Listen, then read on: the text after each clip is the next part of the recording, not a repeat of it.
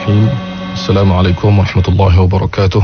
Alhamdulillahirabbil alamin. Wa sallallahu wasallama ala sayyidil mursalin sayyidina wa nabiyyina Muhammadin wa ala alihi wa sahbihi ajma'in. Alhamdulillah, tuan-tuan dan puan, bertemu lagi kita dalam rancangan Tafaqquh Fid Din Radio IKIM, dan kita meneruskan bacaan kitab Mukhtasar Riyadhus Salihin, ringkasan Riyadhus Salihin, dan kita sebelum ini telah pun memasuki tajuk ataupun pelajaran-pelajaran yang berkaitan dengan harta dan tanggungjawab seseorang yang berharta itu dalam Islam. Dan insya-Allah pada kali ini kita akan terus melihat kepada pelajaran yang seterusnya. Semoga dengan kita membaca ayat-ayat Al-Quran dan hadis-hadis Nabi SAW ini, ia dapat mengingatkan kita yang perkara yang kita lupa, menambahkan ilmu yang belum kita tahu, dan mengingatkan kita bahawa ilmu ini perlu kepada apa yang dipanggil sebagai muzakarah, saling mengingatkan dan juga saling mengulang apa yang telah dipelajari. Termasuk pelajaran kelebihan sifat pemurah, berinfak dalam kebaikan terutama kepada keluarga dan tetamu, juga menginfakkan sesuatu yang disukai. Dalam pelajaran ini ia dimulakan dengan beberapa ayat Al-Quranul Karim. Antaranya ialah a'udzubillahi minasyaitonirrajim, liyunfiq dzu sa'atin min sa'atihi wa man qudira 'alaihi rizquhu falyunfiq mimma ataahu Allah wa man qudira 'alaihi rizquhu falyunfiq mimma ataahu Allah la yukallifu Allahu nafsan illa ma ataaha sayaj'alu Allahu ba'da 'usrin yusra. Ayat ini adalah tentang bagaimana kelebihan seseorang itu menjadi pemurah, iaitu mempunyai harta, dan juga menjadi seseorang yang membelanjakan hartanya ke jalan yang betul. Terutama di sini disebut kepada keluarganya. Jadi ayat surah At-Talaq tadi menyebut bahawa orang yang mampu, berilah mengikut kemampuan, walaupun dia merujuk kepada kes yang berkaitan dengan nikah kahwin, tetapi ia merujuk kepada keluarga secara umum, iaitu hendaklah dia membelanjakan, memberikan nafkah itu mengikut kemampuannya. Kalau ada yang lebih, maka diberi mengikut kemampuannya yang lebih. Begitu juga orang yang kurang tapi masih lagi perlu dia memberikan hartanya ke jalan Allah ataupun kepada keluarganya dan sebagainya, maka setiap manusia itu mampu mengikut kadar kemampuannya. Dan Allah Subhanahu wa taala akan memberikan kelapangan sesudah kesempitan. Dalam ayat disebut bahawa rezeki itu insya-Allah yang berkat itu akan sentiasa diberikan nilai tambahnya dari segi keberkatannya daripada Allah, dari segi bertambah nilainya, dan insya-Allah selepas kesusahan akan datangnya kesenangan. Jadi syaratnya ialah seseorang itu membelanjakan hartanya ke jalan yang benar, terutama kepada keluarganya. Kemudian ayat selepas itu menyebut tentang wa ma anfaqtum min syai'in fahuwa yukhlifuh. Dalam surah Sabah Allah mengingatkan apa sahaja yang kamu nafkahkan, infakkan, belanjakan jalan Allah, Allah akan menggantinya. Ini satu ayat yang cukup mendalam kalau kita renungkan bagaimana Allah sebut dalam Al-Quranul Karim Allah akan menggantikan kepada kita. Gantinya bagaimana? Para ulama menyebutkan pelbagai cara yang Allah lebih tahu, dan ia pasti akan digantikan kerana Allah yang menjanjikannya kepada kita. Tidak sekali-kali sia-sia apa sahaja yang kita belanjakan dengan tujuan yang benar di jalan Allah, dengan tujuan membantu sama ada daripada keluarganya ataupun yang lain, tujuan yang benar dan suci, Allah akan menggantikannya. Kemudian ayat-ayat lain juga begitu, seperti contoh ayat selepas itu wa 'alal mauludi lahu rizquhunna wa kiswatuhunna bil ma'ruf. Ini tentang kewajipan seorang ayah untuk memberi makan dan pakai kepada para ibu dengan cara yang baik. Bermakna ayat-ayat ini menjelaskan tentang suruhan ke arah menjaga nafkah kepada keluarga, dan ia juga dianggap pahala, ia juga dianggap ibadat, ia juga dianggap membelanjakan harta pada jalan Allah. Bukan semata-mata kita tolong orang lain sahaja, tapi jika ia dibelanjakan kepada keluarga sendiri juga akan diberikan pahala. Ini akan dijelaskan lagi dan ditegaskan lagi dalam hadis-hadis yang akan kita baca. Kemudian ayat seterusnya disebutkan di sini, surah Ali Imran lan tanalul birra hatta tunfiqu mimma tuhibbun wa ma tunfiqu min syai'in fa innallaha bihi alim. Kamu tidak akan mendapat syurga dan keindahannya dan kebaikan sehinggalah kamu menafkahkan sebahagian harta yang kamu cintai, dan apa yang kamu sedekahkan itu, belanjakan itu, Allah amat mengetahui. Jadi disebutkan tentang kasih kita kepada harta kadang-kadang menyebabkan sebahagian manusia kurang memberikan hartanya di jalan Allah kerana mencintai harta tersebut. Dan semua manusia memang ada kasih yang telah letak dalam dirinya kepada duniawi, kepada harta. Ini kita faham daripada ayat-ayat Al-Quran dan hadis sendiri. Ia tidak salah, tetapi janganlah ia sampai menyebabkan manusia itu menjadi kedekut. Hadis-hadis tentang kedekut ini, sifat yang bakhil ini akan kita lalui nanti dalam pelajaran yang seterusnya. Kemudian ayat seterusnya ialah ayat bersurah Al-Baqarah. Ya ayyuhalladzina amanu anfiqu min tayyibati ma kasabtum. Wahai orang-orang yang beriman, nafkahkanlah jalan Allah harta-harta, sebahagian daripada harta-harta yang elok, yang baik, yang telah kamu usahakan, yang kamu dapat. Dan Allah sebutkan wa mimma akhrajna lakum minal ard, dan harta-harta itulah yang kami telah keluarkan, iaitu Allah telah keluarkan, berikan kemudahannya untuk kita mendapatkannya. Wala tayammamul khabitha minhu tunfiqun, janganlah pula sengaja memilih yang buruk untuk kamu berikan kepada orang lain. Bermakna ini adalah di antara akhlak seorang yang memberi sesuatu jalan Allah dan memberikan sama ada nafkah atau belanja atau sedekah atau yang lain-lain. Janganlah beri yang dengan cara yang tidak baik, dengan cara yang tidak elok, daripada perkara-perkara yang tidak disukai oleh dirinya sendiri. Ini satu akhlak orang yang memberi itu, dididik kepada kita bahawa kita berikan yang elok-elok, yang baik-baik. Kemudian ayat seterusnya dalam surah Al-Hashr menyebutkan wa man yuqa syuhha nafsihi, sesiapa yang menjaga dirinya jauh daripada tabiat bakhil dan kedekut, faulaika humul muflihun, itulah orang-orang yang berjaya. Kerana orang yang kedekut dan mengasihi hartanya sehingga tidak membantu yang lain ataupun tidak menafkahkannya kepada jalan Allah, dia seolah-olah menganggap kedekutnya itu baik, dan dia seolah-olah menganggap bahawa kedekut itu kejayaan kerana dia dapat kumpulkan harta itu, tidak diberikan kepada yang lain. Sedangkan Allah menyebut orang yang bebas daripada sifat kedekut itu bermakna orang yang pemurah, dialah yang sebenarnya berjaya. Orang yang banyak memberi, dialah yang berjaya. Dan sebahagian masyarakat juga menyebut-nyebut tentang bagaimana tenangnya dan gembiranya orang yang suka memberi. Dan orang yang tidak suka memberi, dia akan rasa susah hati dan tidak bahagia, dan perasaannya tidak tenang. Bermakna memberi itu lebih baik daripada menahan. Kita akan jumpa nanti insya-Allah galakkan ke arah memberikan perkara ini. Orang-orang yang tidak beriman, tuan-tuan dan puan-puan, mereka ke arah duniawi. Bila mereka memberi, mereka gembira di dunia, mereka tenang di dunia.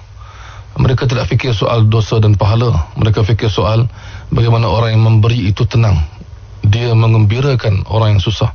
Kita lihat banyak dalam kaca TV atau dibaca dalam majalah bagaimana orang yang tidak beriman banyak membuat amalan kita panggil kebajikan, membantu, dan mereka gembira kerana mereka melihat orang lain kurang bebannya kerana mereka gembira, mereka dapat berikan sedikit kegembiraan.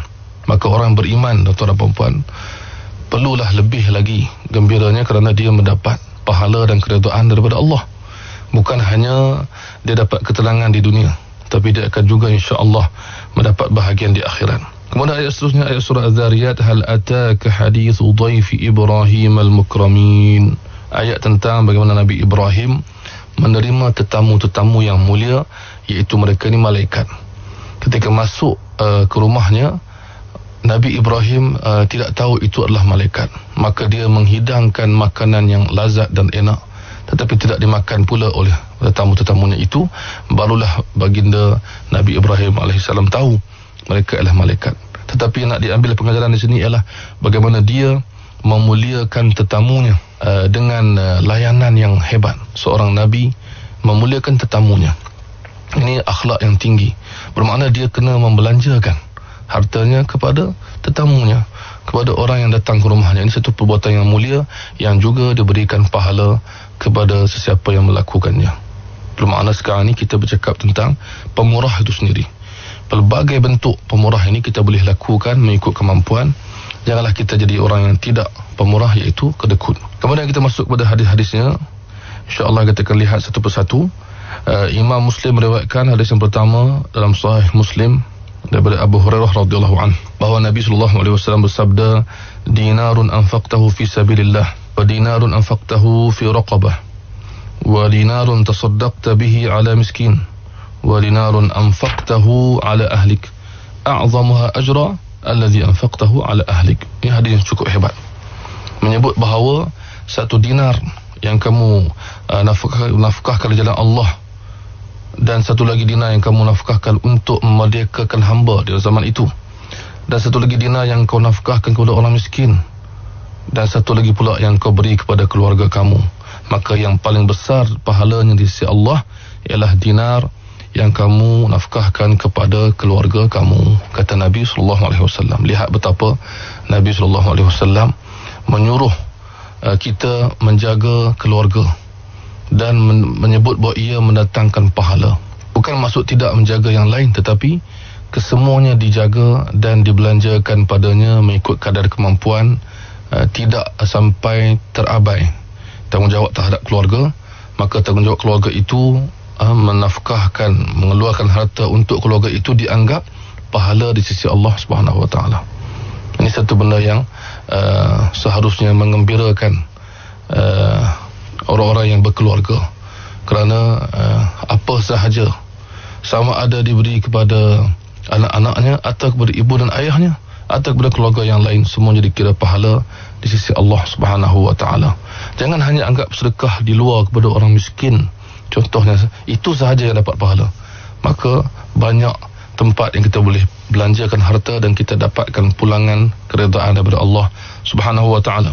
Juga dia selepas itu, afdalu dinarin yunfiquhu ar-rajul, sebaik-baik dinar emas, duit di waktu itu, yang sebaik-baik harta yang dimenafkahkan oleh seseorang itu ialah dinarun yunfiquhu ala iyalih, iaitu antaranya ialah yang dibelanjakan, dinar yang dibelanjakan untuk keluarganya. Kemudian wa dinarun yunfiquhu ala dabbatihi fi sabilillah, dinar yang dibelanjakan untuk binatang tunggangannya di jalan Allah. Di zaman dahulu ada kudanya, ada untanya yang digunakan untuk pelbagai tujuan, termasuk berjihad mempertahankan Islam. Maka itu satu benda yang mendatangkan pahala kepada para sahabat di waktu itu dan pada orang Islam di waktu itu. Wa dinarun yunfiquhu ala ashabihi fi sabilillah, dan juga duit atau dinar yang dinafkahkan, dibelanjakan kepada rakan-rakannya, sahabat-sahabatnya jalan Allah. Bermakna untuk setiap tujuan yang baik, maka harta yang kita belanjakan itu dibalas oleh Allah dengan kebaikan di dunia dan di akhirat. Baik, hadis seterusnya, kisah tentang Ummu Salamah. Ummu Salamah ini adalah isteri Nabi SAW, salah seorang daripada isteri Nabi, Ummu Salamah. Suatu hari dia berkata kepada Rasulullah SAW, iaitu suaminya, wahai Rasulullah, hal li fi bani Abi Salamah ajrun an unfiqa alaihim walastu bitarikatihim hakadha wala hakadha innama hum bani. Qala na'am. Dia tanya kepada Rasulullah, adakah dia dapat pahala kalau dia menafkahkan hartanya untuk anak-anaknya, iaitu dengan suaminya yang terdahulu yang telah meninggal, iaitu Abu Salamah. Maka Nabi SAW kahwin dengannya selepas itu. Maka dia nak belanjakan hartanya kepada anak-anaknya. Maka dia bertanya, bagaimana dengan harta ini, wahai Rasulullah? Maka Rasulullah mengatakan, ya, laki ajru ma anfaqti alaihim, kamu akan dapat pahala duit yang kau berikan kepada mereka. Kata ulama, ke atas atau ke bawah, semuanya insya-Allah dapat pahala. Maksudnya ke atas kepada ayah, kepada ibu kita, kepada datuk dan nenek kita. Kalau kita berikan perbelanjaan kepada berbentuk harta dan sebagainya, kita dapat pahala. Ke bawah pula kepada anak-anak dan cucu, bila kita berikan pahala dan bila kita berikan duit dan perbelanjaan, kita dapat pahala. Bermakna apa sahaja yang kita lakukan dalam bentuk mengeluarkan harta, terutama kepada keluarga, dibalas dengan keridaan Allah dan pahala di akhirat. Ini yang kita kena faham bersama, insya-Allah. Ini tidak bermakna yang lain tidak perlu, tapi ini adalah menunjukkan bagaimana Nabi SAW mendidik kita memahami sesuatu perkara itu, bagaimana cara mendapatkan pahala dan ganjaran dan keredaan Allah di akhirat dengan menggunakan harta yang kita miliki. Itu cara-cara yang diajar oleh Nabi SAW. Kemudian hadis seterusnya, kata Rasulullah SAW, "Idza anfaqa ar-rajulu 'ala ahlihi nafaqatan yahtasibuha, fahuwa lahu sadaqah." Apabila seseorang itu membelanjakan hartanya ke atas keluarganya, yahtasibuha, dan dia mengharapkan balasan daripada Allah, dia menjadi satu sedekah, satu pahala. Ada perkataan disebut yahtasibuha, ini maksudnya ialah maksudnya seseorang manusia ini, kita semua, kita betulkan niat dan kita sentiasa berdoa dan berharap apa sahaja yang telah kita keluarkan duit dan harta untuk keluarga kita, ya Allah, berikanlah pahala kepadaku di dunia dan akhirat. Itu kita nak begitu. Kita nak sentiasa kita memohon dan berharap dan berniat dalam hati kita. Yahtasibuha maksudnya berharap, mengharapkan pahala daripada Allah, menyadari bahawa benda ini baik. Ya Allah, aku berdoa kepadamu semoga engkau berikan pahala kepadaku di atas setiap yang telah aku belanjakan. Itu maksudnya terhadap keluarga dan lain-lain. Kemudian hadis daripada Sahih Bukhari dan Muslim daripada Sa'ad bin Abi Waqqas menyebut bahawa Rasulullah SAW bersabda, benda yang juga sama macam tadi, wa innaka lan tunfiqa nafaqatan tabtaghi biha wajh Allah illa ujirta biha. Hai Sa'ad, Nabi pesan kepada Sa'ad bin Abi Waqqas, setiap sesuatu yang kau belanjakan, yang kau inginkan pahala daripada Allah dan ganjaran, engkau akan dapat ganjarannya. Hatta, sehingga kan, Nabi beri contoh, hatta ma taj'alu fi imra'atik, sehinggalah sesuatu suapan yang engkau suapkan ke mulut isterimu. Bermakna setiap suapan, dengan disebabkan kita membelanjakan harta kita, tuan-tuan dan perempuan, maka keluarga kita mendapat kesihatan, kekuatan, mendapat makanan, pakaian dan sebagainya. Setiap satu itu, sehinggakan suapan makanan ke mulut itu juga kita dapat pahala. Bermakna kita mencari keredaan Allah dengan harta kita terhadap keluarga kita terlebih dahulu dan lain-lain lagi. Baik. Kemudian hadis seterusnya, hadis yang lebih menjelaskan lagi apa yang perlu kita lakukan dalam hidup ini apabila kita diberikan oleh Allah harta. Kita anggap, contohnya perempuan, jangan sekali-kali kita jadi seperti Qarun yang disebut dalam Al-Quran, bahawa dia mengatakan dia ini dapat hartanya dengan usahanya sendiri. Jangan sekali-kali begitu. Kita jadi dalam hati kita setiap masa, Alhamdulillah, ini semua Allah yang beri. Ini semua Allah yang beri. Kita tanamkan sentiasa mengucapkan syukur setiap masa.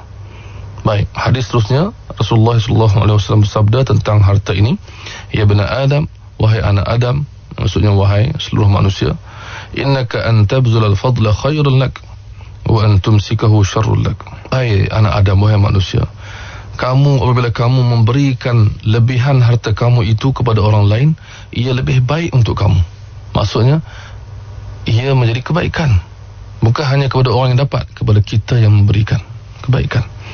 Dan kalau engkau menahannya, iaitu kedekut, ia buruk bagi kamu.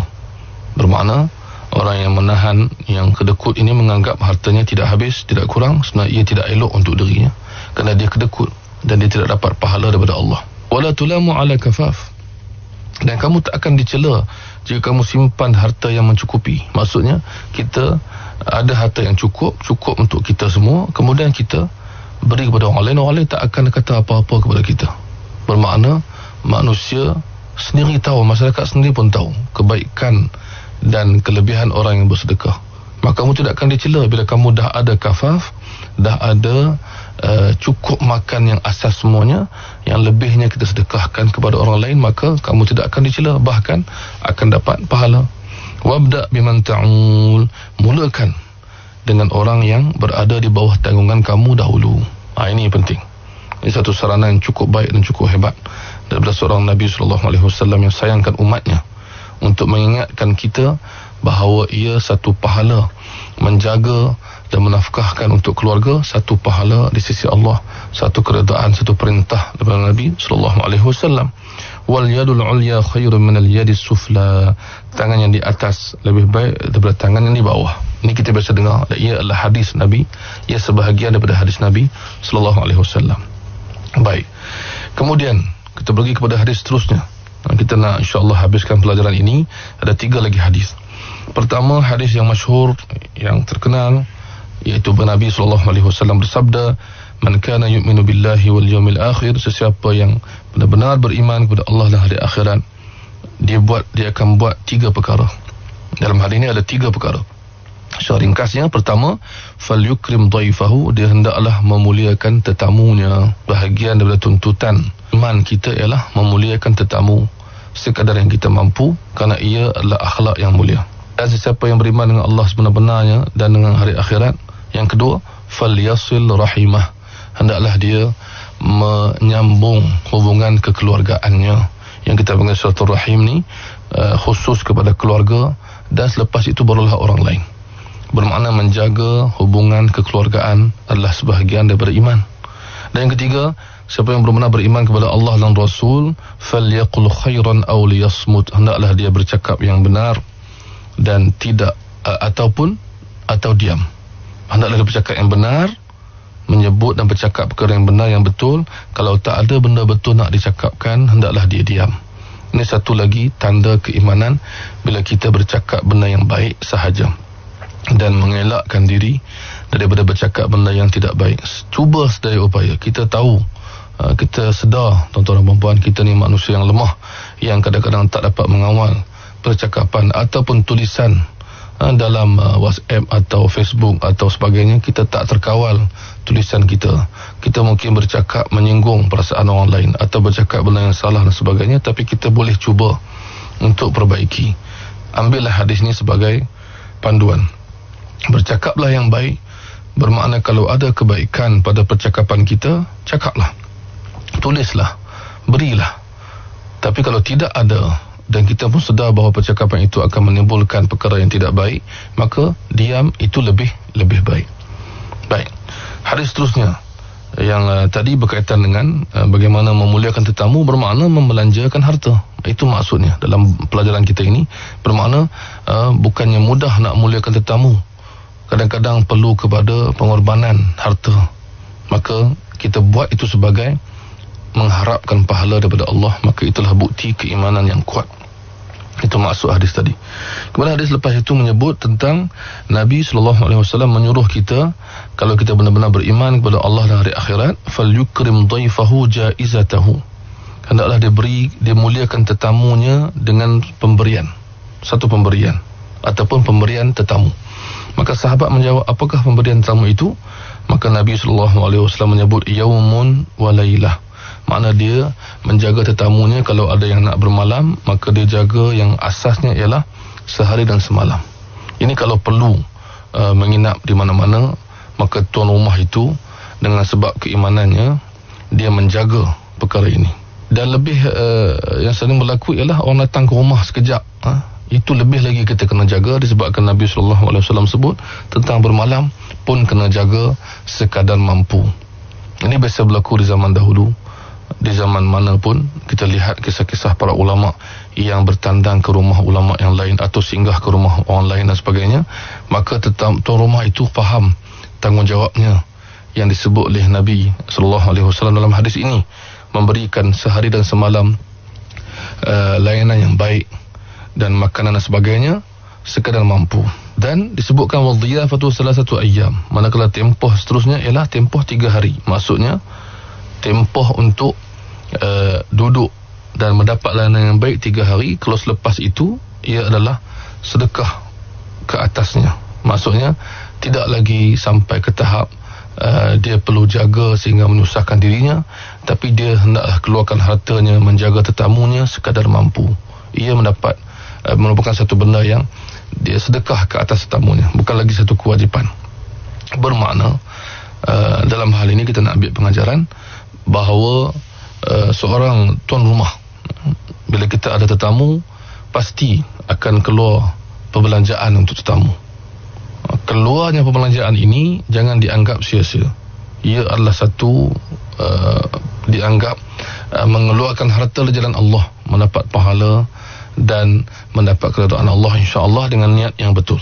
Dengan niat yang betul, seseorang itu dapat mengutip pahala daripada semua yang dilakukan, termasuklah membelanjakan hartanya kepada tetamunya. Tadi kita sebut tentang keluarga, sekarang dah kita masuk dengan tetamu dan seterusnya orang-orang lain dekat luar.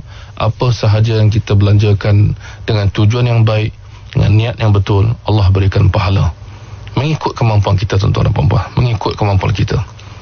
Kenapa saya cakap begitu? Kerana hadis yang terakhir dalam pelajaran ini menyebut tentang tanggungjawab orang yang datang pula, tetamu tu.